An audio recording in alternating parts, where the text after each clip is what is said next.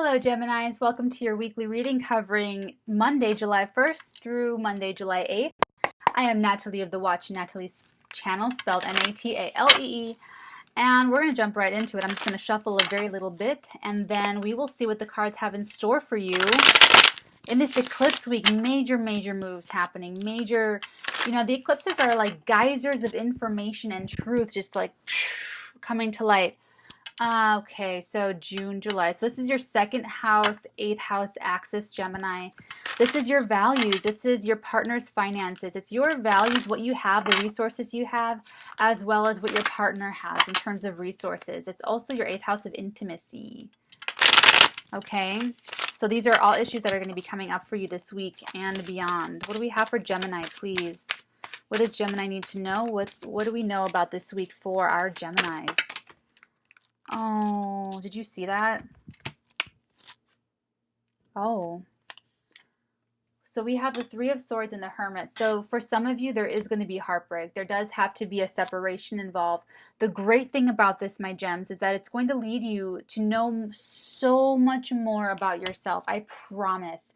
I promise that you will get the most out of this breakup because it's coming out with the Hermit card. So you're going to have a breakup, but it's going to gift you with a mentor. There is someone that could be guiding you through this bad, betrayal or a heartache or disappointment in love, okay? And the mentor might be yourself, might be your higher self, might be a spiritual, might be Archangel Michael, might be, someone unexpected. But you are going to need to be going inward for the answers. Okay, I know that Geminis, what I've noticed about Geminis is that you need to talk to someone in order to understand how you feel about something or even what you think. Like you don't know what you think until you really get talking, and then you know what you think, and then because you're talking about it before you really, they're very loquacious people. I love you, Geminis, okay? So just keep in mind that the Hermit goes up to the mountain alone in suffering. The Hermit's on the top of the mountain all alone, asks why me, why did this happen, how did this happen, what happened to make this happen, asks all these questions to the source, to God, to whoever, and they get the answers like bubbles breaking on the surface of water. They go and they ask, why did this happen? Why did this person break my heart? And they hear an answer. They hear an answer. You, Gemini, you have voices in your head, not the bad way, not like you're crazy. I'm not saying that, okay? I'm saying that you have the answers within you about how this happened. So whatever pain you find yourself going through this week, Gemini, I want you to know that you understand it. Even if you don't consciously know that you understand it yet, you're being asked to go on this spiritual journey, this spiritual odyssey, to reconcile what you know and what you think. Because on the surface, it's a heartbreak situation. On the surface, it's something very sad and painful. But the reality is that it's a necessary experience to facilitate your own spiritual awakening. The Hermit has a lantern, okay? That lantern has a bright light inside, and that's you. You're the spirit, you're the light, you're the brightness. Okay, Gemini? So you are being asked to go on this journey. You're asked to bear this pain, bear this heartbreak, so that you can turn that emotional pain into wisdom this week. It's going to be a hard week. I know, I'm sorry.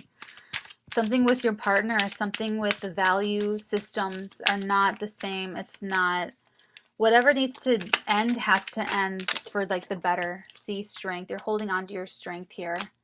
Let me get these other cards. Hold on.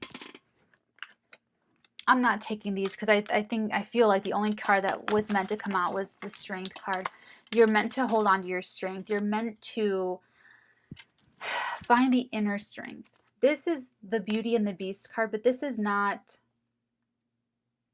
you and another person. This is you looking into the mirror in your own eyes and taming the beast within you and really understanding the parts of your personality that need to be evolved, that need to grow, that need to be loved. You have to show your own self this love and this understanding and this taming.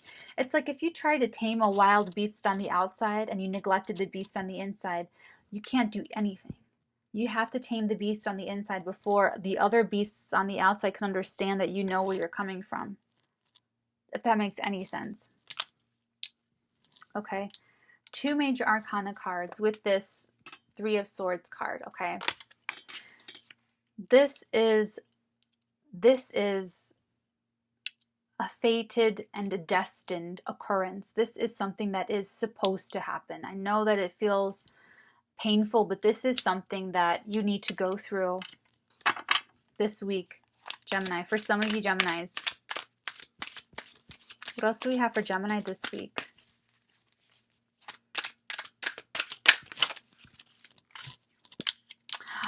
Queen of Swords with the Sun card. You do have a mentor.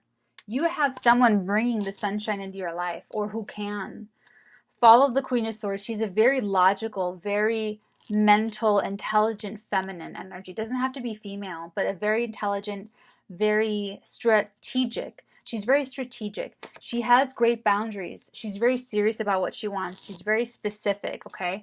She can, believe it or not, bring you back into the sunlight. She can bring the sun back into your life. She can help you shine the brightest you possibly can, Gemini. So if you know who this is right away, lean on her for support this week. She is there to welcome you with open arms. For some of you, you will be evolved enough to bring this out within you. You are the Queen of Swords, Gemini, and you bring out your own sunlight, and you are the sun, and you know how to shine. So while this is kind of like a painful process, a painful thing, it depends. Some of you will spend different amounts of time in each of these energies. Some of you will stay in heartbreak for weeks. Some of you will stay in heartbreak for days. Some of you will stay in the hermit mode for a few hours. Some of you will stay in the strength energy for a few weeks. Okay, so I use that as time signatures. I'm not great with timing at all. So that's what I tell my people, is that watch, these are just energies. These are just energetic signatures that we read here. So you determine how long you sit in an energy and when you move into a different energy space, okay? So this is telling you what to expect this week. So at one point or another, there is a Queen of Swords energy, and she brings with her the sun. So whether you manifest that for yourself as your own Queen of Swords, whether you're a man or woman, doesn't matter, or whether this feminine energy, this feminine mental energy is around you, the sun is warm. Be in the warmth, okay, Gemini? I want to pull a divine feather for you now. What messages and advice do we have for Geminis for this week, the week of July 1st, 2019? I haven't been saying any of my little things. This could resonate for you now, or it could resonate for you months, years from now. Whenever you're watching this video is when you're meant to hear these messages. For this Gemini going through this heartbreak, what do we have? Grouse. I don't know what that is. A grouse. That's the feather, though. Embrace the power of dance and movement to access your highest guidance. You need to get out and about. Definitely. Definitely. Grouse.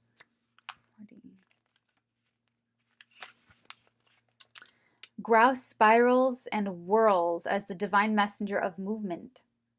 Dance the sacred dance as an intention to reclaim and reconnect to your highest guidance. The dance can take the form of free flow movement, yoga, kirtan, or any other rhythmic practice that allows you to go into a meditative state.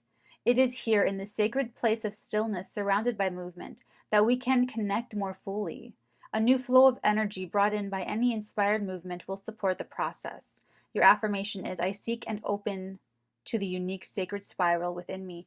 You know, Geminis, I know other air signs that their connection to their spiritual self and their spiritual developments is in movement. It's in breath. It's in, you know, they use the physicality to connect them with spirituality. Earth signs, water signs can just lay in bed or lay down or sit down and you know. But air and fire signs sometimes need to actually do it through movement. Whether you're male or female, I would recommend pole dancing classes, like an S Factor class or something that, you know, it's meditative, but it's grounded in the movement, and the movement stirs the soul. It stirs the provocative thoughts. So when you're in your hermit mode, do it through movement. Do, like they said, a meditative dance thing where you just kind of, you get into a flow, and your body sort of takes over, and your body is able to express emotions, because you might have a block or something. You know, this heartache might be very traumatic for you. So I would explore the movement. And that's exactly what Grouse is telling you to do, okay, Gems? Well, have a great week. If you'd like to book a personal reading and get zeroed in on this, feel free to go to theartigan.com/tarot. Otherwise, download the freebie menu for July so you can see when all the freebies go up, okay, Gems? I wish you the very best of luck. Take care of yourselves. Bye.